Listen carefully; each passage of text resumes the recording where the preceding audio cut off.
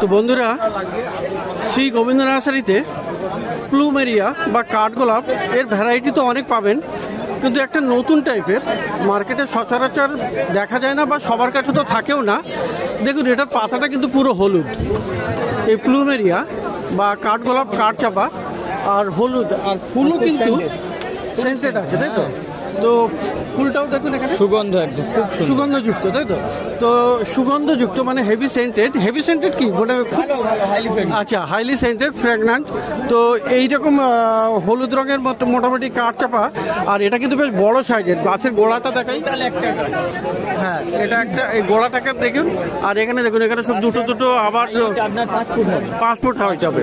তো এখানে দুটো ডাল, এখানেও আবার তিনটে ডাল।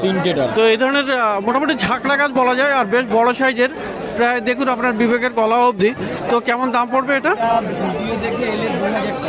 ভিডিও দেখে এলে 2000 টাকা। আর এমনি নর্মাল কাস্টমারের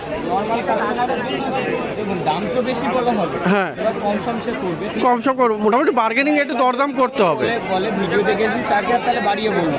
আচ্ছা, সে এসে বলবে বা আমিও বলে দেবো। তো 2000 টাকাতে পাবে। ছোট কেউ নেন 3-3.5 ফুটের মধ্যে 1000 টাকা লাগবে। আচ্ছা, ছোট গাছ হলে 1000 টাকা, একটা দুটো ডাল থাকবে, সেটা 1000 টাকা হবে।